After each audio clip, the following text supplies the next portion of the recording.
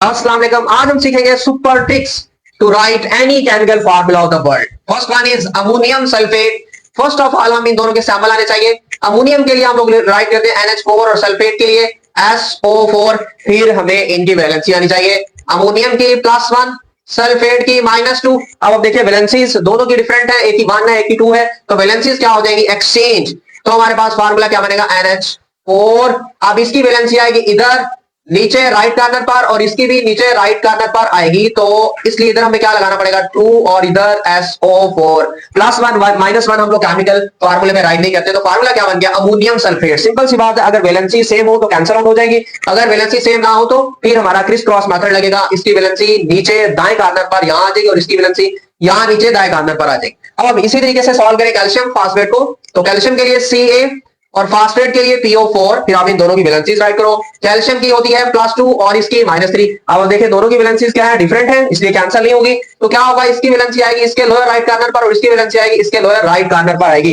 तो आप देखिए फार्मूला क्या बनेगा Ca और इधर हमारा क्या आएगा 3। फिर नेक्स्ट क्या आएगा PO4 और इधर हमारा क्या आएगा ट्वाइस कैल्शियम फास्फेट का फार्मूला बन जाएगा। अब इसी तरीके से इसको देखें, एल्यूमिनियम का सैंपल Al +3, वैलेंसी इसकी +3 और कार्बोनेट का सैंपल CO3 और वैलेंसी -2।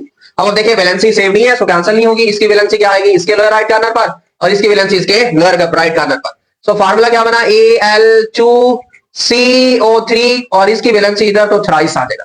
रेडिकल को हमेशा क्या करोगे, पैरेंथेसिस में छोटी ब्रैकेट में बंद करोगे। अब देखो यहां भी ये रेडिकल था, मैंने इसे बंद किया, ये भी रेडिकल था, ये भी रेडिकल था, इसे मैंने पैरेंथेसिस में बंद किया। अब इसका सैंपल राइट करो, सोडियम का Na और कार्बोनेट का CrO4। अब वैलेंसीज राइट करो, इसकी वैलेंसी +1 होती है, इसकी -2 होती है। अब देखिए वैलेंसी सेम नहीं है, तो इसकी इसके नीचे लोअर राइट कॉर्नर पर और इसकी इसके नीचे लोअर राइट कॉर्नर पर, और फार्मूला हमारा फाइनली क्या बन गया Na2।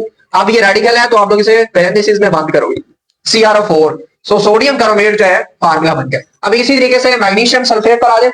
सो मैग्नीशियम का सैंपल Mg और सल्फेट का SO4, वैलेंसीज मेंशन करें, इसकी +2 इसकी -2। अब देखिए दोनों की वैलेंसी सेम है, साइन क्या है ऑपोजिट है, सो कैंसिल आउट। तो इसलिए हमारे पास जो फार्मूला बनेगा दैट इज MgSO4 नाम का दोगे मैग्नीशियम सल्फेट का।